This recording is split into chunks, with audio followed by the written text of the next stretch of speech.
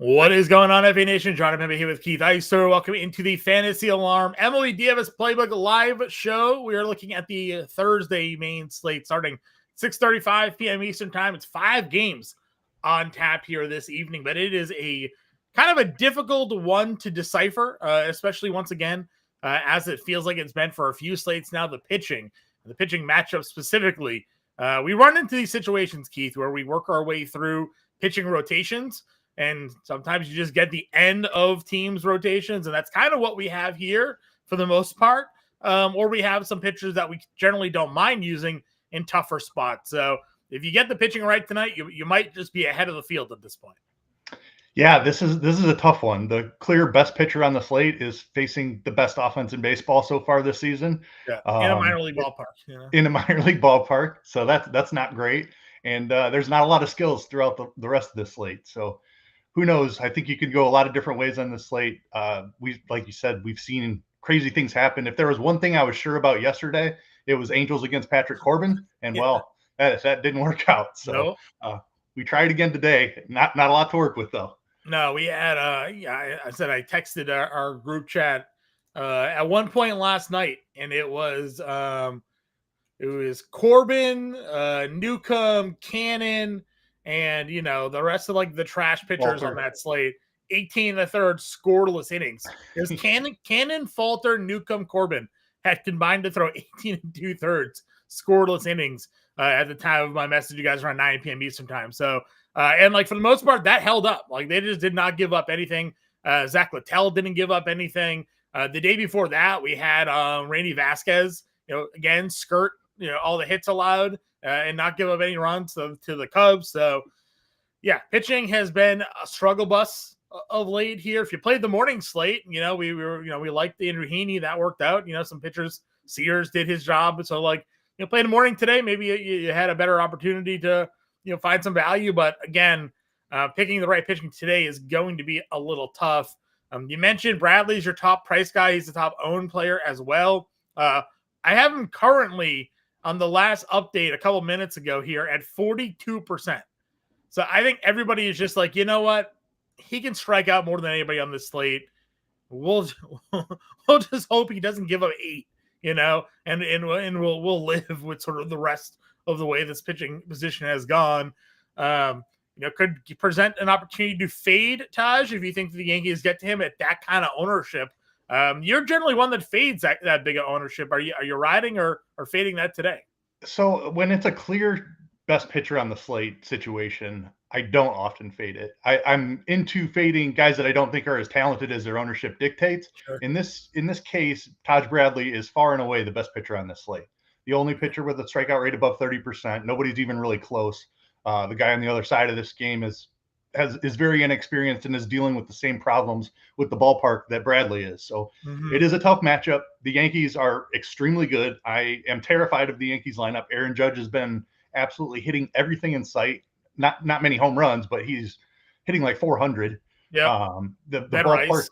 Yeah. Ben Rice. Like the Yankees literally lead the league in weighted on base and weighted runs created. So like by the metrics, they're the best offense in baseball right now. But obviously we expect the Dodgers to make some noise there. But currently as it stands today in 2025, the Yankees are the best offense in baseball. So yeah, plenty of risk here. But I just think you plug in Bradley on this slate because the options below him, there's big problems with every other guy we're going to talk about. Yeah, and honestly, you look at the ownership, and we'll have it updated on Fantasy Alarm here after today's show. It is everybody plugging in Bradley, and then nobody really knows the next direction. There's 5 guys, 20% or more. There's 4 guys around the 25% mark, so they're just kind of picking and choosing. Some are opting to go with both pitchers in this game because Will Warren does have a high strikeout rate, and they're just kind of chasing strikeouts. Tanner Bybee gets Baltimore. We know Baltimore generally is a team that we're a bit afraid of when they're clicking. Reese Olson was the guy that we liked in the morning show. Gets this matchup against Kansas City. Kansas City's offense hasn't really woken up quite yet, but they're certainly a viable option. With Bobby Witt, always likely to do some damage there. Griffin Canning has been throwing just like nothing but breaking balls. He's got St. Louis. Payante 20%. Kumar Rocker's getting 20%. So, nobody really knows where to go for the rest of 2 today. Do you have a vision of how your lineup pool is going to be looking today? I wish that ownership was more clear and the field knew what they were doing, because I would just say play the guy who nobody's playing is the way Right. the rest of these guys. Unfortunately, it looks like ownership is pretty evenly dispersed outside of Taj Bradley. So that's an angle we can kind of cross off. So then we dig a little bit deeper. Like, all of these guys have issues. Payante at that price with his low strikeouts against a tough Mets lineup, I don't think I'm going there. Mm-hmm. Lorenzen next is pretty interesting to me. He has reverse splits in his career, and he gets 5 lefties from Detroit today. So Lorenzen is not a guy I hardly ever play. And a lot of these guys aren't. I don't chase win equity, really even innings to an extent. I focus on strikeouts for the most for my DFS pitchers, and there just aren't any options. The one option you mentioned in Will Warren gets the small park today. So you have to kind of parse through these guys who don't necessarily have a ton of DFS upside.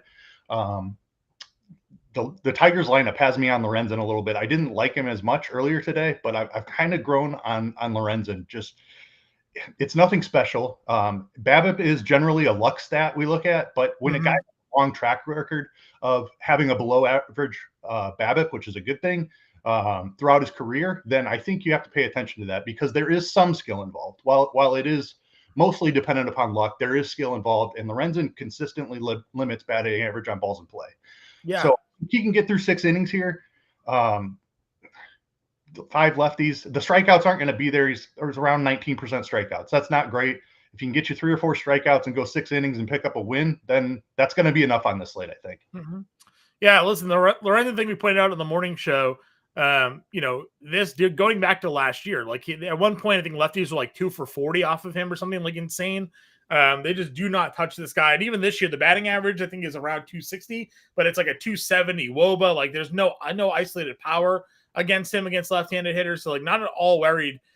Sometimes we joke and wonder, like, do teams, like, have access to this kind of data, knowing how dominant Lorenzen's been, and they're out there just throwing a whole lineup of lefties against them. He is really bad against righties. So Spencer Torkelson, if you're not going Lorenzen, could be a guy that you put in your lineup today and see if he can just kind of take him yard. But I'm kind of with you that the pitchers in that game specifically, I think, are going to be 2 that I would look at building a lineup around. On paper, Kumar Rocker is someone that should have higher strikeout potential. You look at his minor league numbers, good strikeout guy, hasn't obviously translated at the major league level at all yet. And, the shakiness around him with the Angels lineup, though. I mean, we've seen there's a lot of strikeouts in potential in that Angels lineup. Trout strikes out, Soler strikes out a lot, obviously. Kyron Paris is starting to strike out more. If he was to ever get something to click where he could look like the minor league version of himself, there could be, some strikeout upside there. But again, another guy you're just kind of throwing a dart at and seeing if you can get the best out of him. Yeah, the underlying stuff for Rocker does not look very friendly. 11% barrel rate, that's a scary, scary number. The Angels offense, like you mentioned, like Patrick Corbin shut him down yesterday. So it could certainly happen.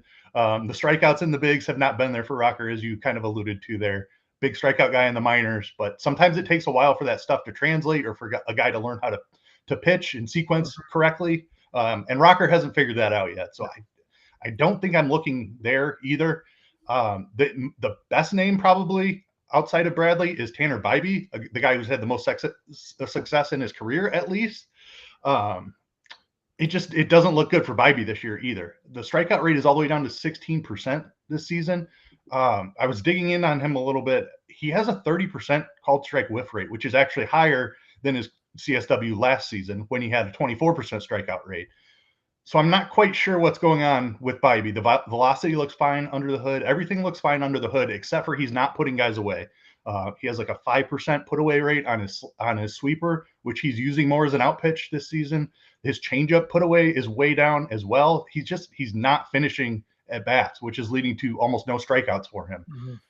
Then he gets a good offense in Baltimore as well. So plenty of holes to poke in Bybee. I feel like this is the guy the field is going to go to. If any guy separates in ownership of these remaining pitchers, I feel like Bybee's going to be the guy. And with what I'm seeing with him, his inability to finish strikeouts, I don't know if the upside is there against this Baltimore team. Yeah, it is a mess. Like I said, we can spin our wheels kind of discussing every pitcher and the merits of them, of like where to go. I don't know. Like I said, we plugged Reese Olson in the morning show just because he's the cheapest of like the like actual viable options here. And he kind of help you get some bats. Is there, thoughts on Olson against Kansas City? Yeah, the other two guys that I have significant interest in, well, not significant interest, but the two guys that I'll have significant exposure to on this pretty putrid pitching slate are Reese Olson, and then we'll talk about Will Warren in a second as well. But sure. Olson is a talented pitcher. He had a nice season last year, and you touched on the Royals offense. They've been doing nothing outside of Bobby Witt. So, and it's a great pitcher's park as well. The wind's blowing in a little bit in Detroit. The temperatures aren't super cold, but 58, 60 degrees, something like that in Detroit tonight. So Olson hasn't been great this season, but this is what we're dealing with today. I don't mind the matchup here against Kansas City. They don't strike out a ton, but strikeouts I don't think are going to be a premium on this slate because there's nobody outside of Bradley. I don't feel like that can go for like 8+.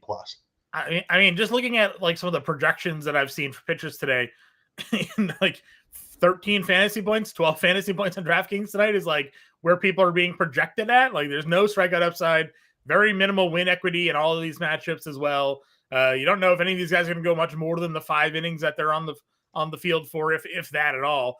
You mentioned Will Warren, and this is the other guy that just has the strikeout potential. Tampa Bay's offense, again, playing really well right now. It could be a product of the ballpark as well, but like all of their lefties are largely mashing at the moment. Misner, Aranda, Lau, are we just, like you said, currently he and Taj are the 2 highest rostered pitchers.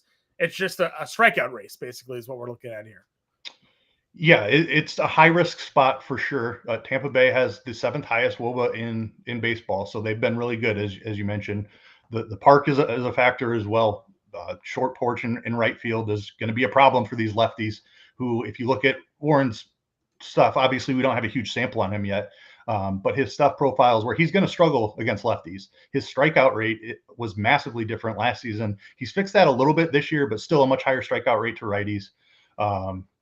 The barrel rate last season was starkly different. Not such the case this year, but there's a lot of risk. It's purely strikeout upside. Nobody else has like above a 20% strikeout rate on this slate. Warren has like a 26% strikeout rate. So it's purely strikeout upside.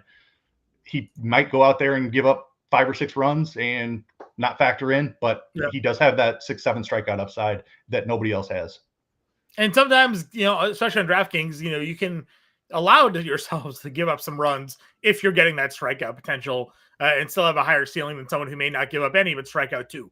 JP Sears today only had like 2 strikeouts, didn't give up any runs, but I think he finished with like 13 fantasy points, something like that. It didn't really matter if you're not getting the strikeouts there. So that's a look at the pitching. Again, it is kind of gross.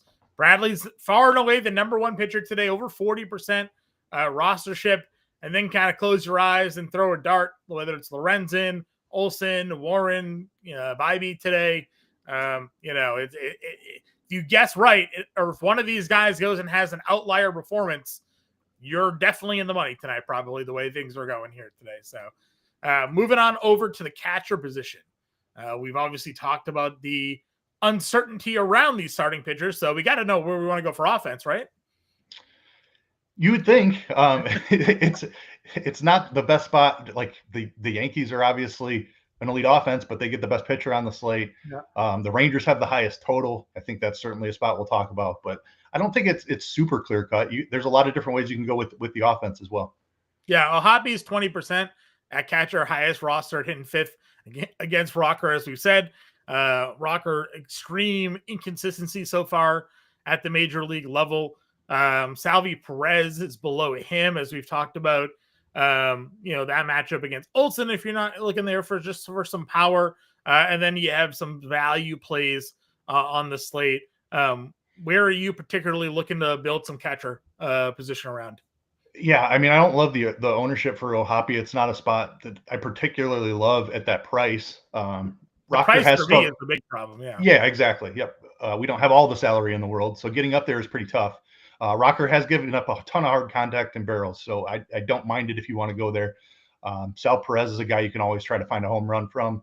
Looking a little bit cheaper, Higashioka, just because of the really low strikeout matchup. Typically a guy we prefer to play against lefties. But he is a high strikeout batter who's facing a guy who just doesn't strike anyone out. Yeah, I don't mind it. Again, he's shown to have a good bat at times over his career. I know limited playing time, early sample size this year. Had a lot of power last year, so certainly don't mind chasing that. I don't mind Torrens at 31. But again, this isn't really a great spot. If you're a believer in the splits, righty versus righty with Lorenzen, Dingler's been really good at hitting sixth.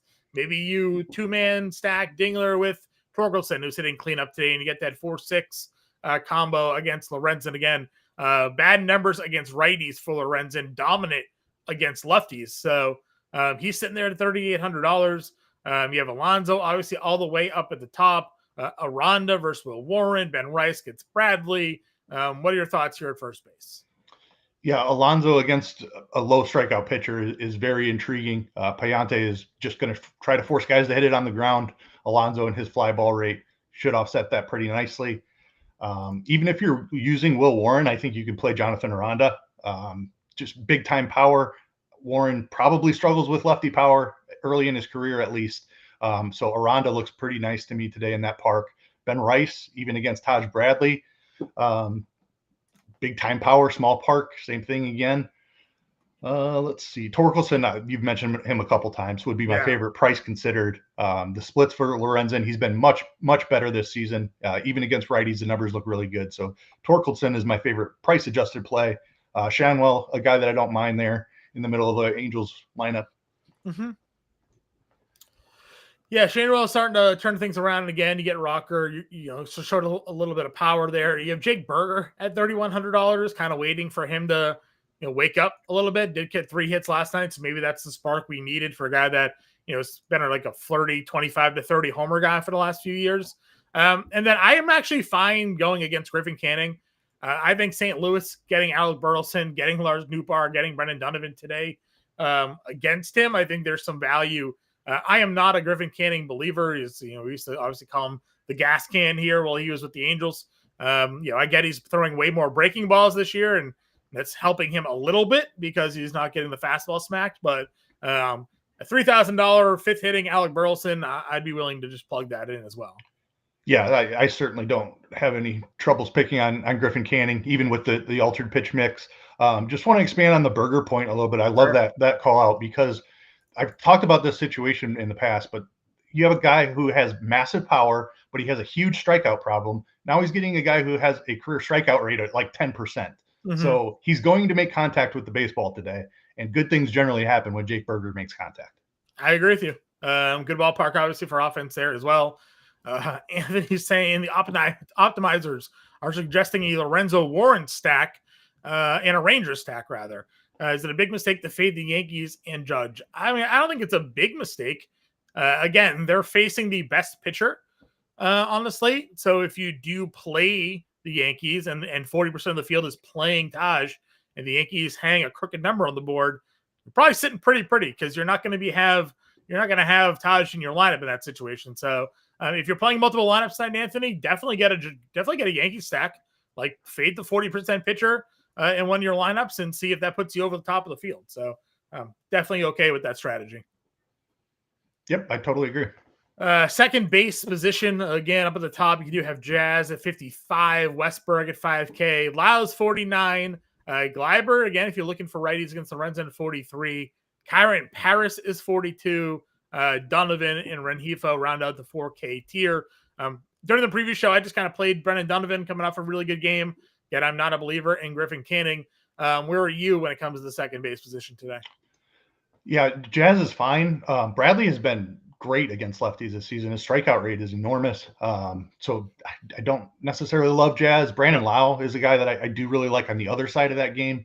Lefties against Warren, chasing that power in a small park. I definitely think you can go there. If Bybee's not quite right, I don't mind stacking up some Orioles. Westberg, always a price that's kind of tough to get to. Yeah. But he's just an underrated hitter, and a lot of times he's deserving of the price. So don't mind going there. I like the Gleyber call as well. Rengifo at the top of the lineup for the Angels, hitting second. I don't mind that against Rocker, who hasn't quite figured it out yet. Gorman, another powerful Cardinals lefty that you can certainly chase against Canning. Yeah, I agree. And you can play Gorman and Donovan. Obviously, Donovan has shortstop eligibility there as well. Gorman, big power guy from the left side. We played Arias or talked to Arias yesterday, suggested, and he homered. That Cleveland offense is really just looking for somebody else to step up next to Jose Ramirez. And so far this year, Gabriel Arias has been that most consistent player. Obviously, we didn't mention Sugano at all. Are you okay with Cleveland against him today? Yeah, Sugano hasn't been able to miss any bats either. So these Cleveland bats, I have plenty of interest in. Arias is definitely a former talented prospect who has he's been in a part-time role for a couple of seasons, which is always difficult to break into the big leagues that way. But he is a super talented guy, so not surprising if we see a little bit of a breakout from him.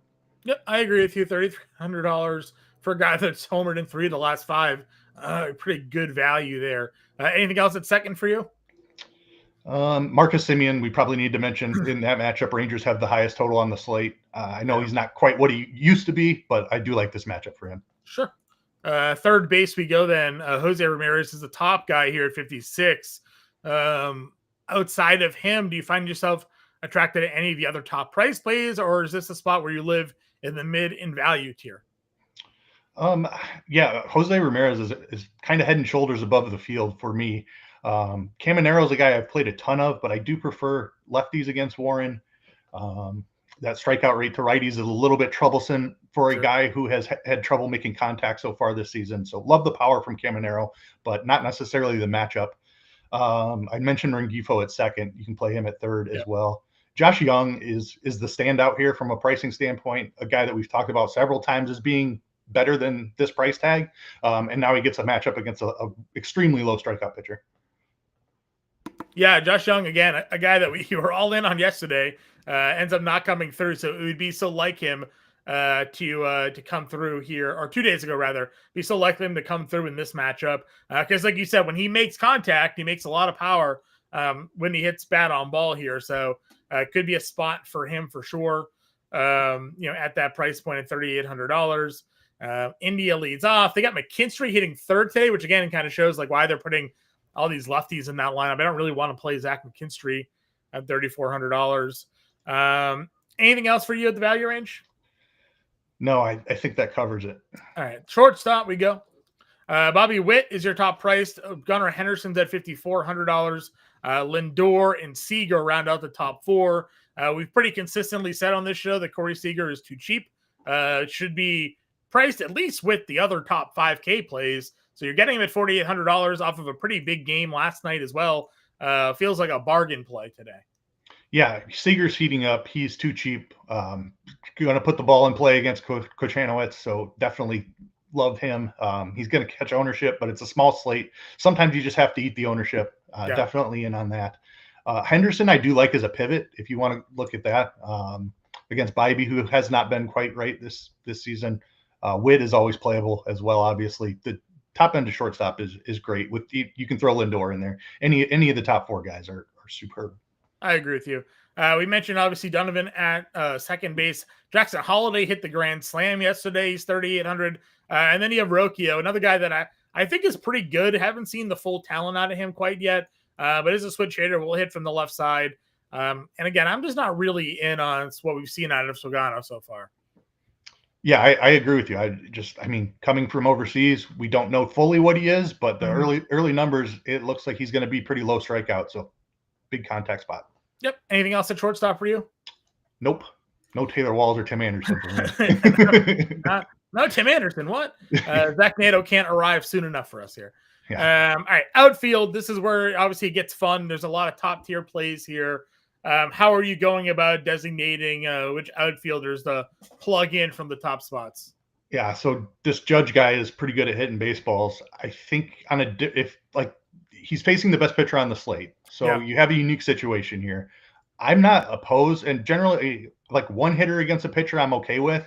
Generally, I don't like that to be the most expensive hitter on the slate, but Judge is like a unique, different situation. So if you wanted to play Bradley and think that Judge is going to hit two solo home runs today, I'd be totally fine with Judge and Bradley in the same lineup. Not something that I often do with the 2 highest priced players at their respective positions, but this is a unique slate. Judge has been obviously incredible. he's going to hit home runs in bunches, and he's making contact with everything at this juncture. So certainly don't mind Judge. Trout looks really good as well against Rocker, who we've talked about, hasn't really figured out the strikeout stuff quite yet. I like the Guardians a good amount. Stephen Kwan at the top of that lineup looks really good. Another high contact guy against, and he gets a low strikeout matchup today. So Kwan should have the ball in play at least however many times he faces Shigano. The Angels have 3 of the top 5 rostered outfielders for today. That was the same thing as yesterday. We have Trout, Soler, and Ward again right up there. And then Adolis is actually your second highest rostered outfielder today, because you're mentioning, right, we're just sort of chasing power guys on Texas with this contact pitcher on the mound for the Angels. Yeah, and fly ball guys in particular, because Cochano is an elite ground ball pitcher. He has one of the best ground ball rates in all of MLB. So Garcia, with his massive fly ball rate, is one of the guys that profiles best against Cochano. Yeah, guys just swinging with a full uppercut, right? So, it's launch angle lord there. I really like Lars Nootbaar at $4,600. No one's really playing Cardinals today, which, kind of has me on the Cardinals, I think, on this kind of slate. Donovan's the highest roster Cardinal today at 10%. So you're getting Nootbaar against Griffin Canning at 8%, hitting the ball really well, has some power, has some speed, homer yesterday. I really like Lars Nootbaar today. Yeah, I'm with you. Canning is a guy that you talked about at the top of the show. We used to pick on him all the time. He does look a little bit better this season, leaning into that slider a little bit more. But, I mean, come on, it's still Griffin Canning. So I like the Cardinals a lot when especially on a slate like this where there's no ownership, when there's a lot of concentrated ownership kind of elsewhere. Again, we mentioned obviously the Tampa Bay bats if you're going against Will Warren. Anything else in his mid-range for you? Dominguez is fine, chasing power, hitting at the bottom of the order, so not going to be owned at all probably. Sure. That's all I got in the mid-range here. Yeah, I'm with you. The ownership is still kind of like not on a lot of these guys here either. Jock Peterson, who hasn't hit anything, is actually around 20%. I don't mind Victor Scott hitting 9th, a little wraparound against Canning there. Jonathan India is getting a little bit of ownership love. So, shorter slate, the outfield pool not as deep as we're used to it being. Your chalk today, as you mentioned, kind of the Rangers and Angels, people just picking on the Rocker and Kahanowitz pitching matchup here. Yeah, Peterson, I mean, it's been a struggle for him, but a guy with another big-time power guy with high strikeouts who's facing that low strikeout pitcher. Nolan Jones is another guy in that mold. Broke out a couple of years and has kind of struggled since. Yeah. But he's really cheap, and there's still technically some big power in there, we think. So don't mind chasing some Nolan Jones power in the spot. Yeah, I'm good with that. Leotes is hitting 9th today, $3,200. Kersad homered the other day. So definitely some options for you. We have Dustin Harris today hitting in the middle of this lineup for Texas. So a little value play, $2,500 6-hole hitter. If you're looking at a guy against Kahanowicz there. So, all right, let's, make the decision. We go Bradley, and then we go where? Keith, I'll put you on the spot. Oh, man. I think the guy I'll have the most exposure to is Reese Olson, just because he's one of the cheaper guys on the slate. I like the matchup against Kansas City. I like the weather in Detroit there. So Reese Olson is probably, if I had to pick one name out of the rest, that'd be the guy.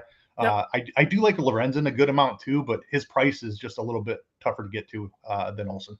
Sure. I'm with you there. I do like Olson as well. Keith wanted to know, is Sagano playable? I'm not playing him. I actually kind of like Cleveland on the other side of that matchup. So no go for me. Windy City, Chicago showing some love. Appreciate you in the chat, man. Happy to have you in the tuning in with us here today. Beezy says the Rangers are the Angels from yesterday. Good, very, very well. I mean, that's not a terrible take. They have the highest total on the slate, so Vegas disagrees, but I can't say that I necessarily disagree. I'm not in love with any offensive spot today. No, this is a very tough slate. This is a slate where I say, maybe save your money till Friday. You get a nice 12 gamer or whatever it is. The full slate, better pitching. Today's your lottery ticket. Throw something in there and see if it hits. All right. So $4,200 a player. Do we settle in on like any actual like value plays for today? I don't remember like this guy's 2K got to play sort of situation here. Nothing in the 2K range. Jock Peterson's going to be really popular, but he's too cheap for this spot. I don't know if you want to eat that chalk or not. We don't have to by any means. Berger. I think Jake Berger at 3,100 is really interesting. I can get behind the Berger play. All right, so that's 43 a play. Second base. I like running Donovan today. I want to get some canning in here. We do Donovan and Nootbaar to get our little St. Louis exposure that nobody's playing today. Are we doing the adding to this Rangers stack? So Josh Young is a price I really like, and Seager and Young maybe do a little play in there. Okay. And that gives us 4,400 for a catcher and 2 outfielders, which is pretty good because we can probably just spend down somewhere at catcher. Just go Higashioka maybe. Just get more Rangers. And that gives us $5,300 for 2 outfielders. Pretty much whatever we want to do. Yeah, exactly. Ward, Trout. Yeah, I certainly don't mind that. I like Trout a lot today. Ward is always fine. Hitting ahead of him. So that's a nice little correlation there. I mentioned the Judge against Bradley stuff. We don't have to do it in this lineup, but that would be an option. Yeah.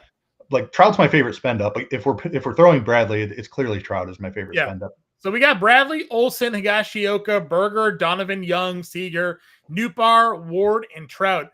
Gives us a 4-man Texas stack, 2-man Angels. So like I said, people are seemingly just stacking that game against those pitchers. We got the low-rostered St. Louis against Canning play. That could be the separator in our lineups here today. In your tournaments, we got Bradley and Olsen up at the top.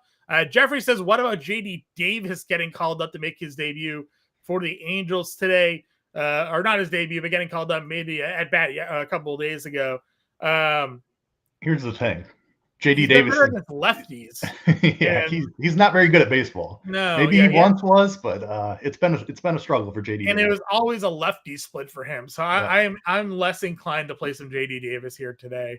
I'd rather go Burleson if you're looking for a waste spend down or a Burger, like we said, if you're going in that direction. So, guys, this is where we're at today. A little bit of a shorter show because it's a shorter slate. Justin Carlucci has your playbook out. You can get in our Discord. Go to that free trial QR code we got in the corner to get in our Discord, fantasyalarm.com/win. Use promo code Let's Go. That first month to be less than $20. We'll have the preview show tonight. Finally, a big Friday slate for us to get some things, a little bit funner slate to talk about. But we're still here. Hopefully see you guys at the top of the cash line. We'll see you later.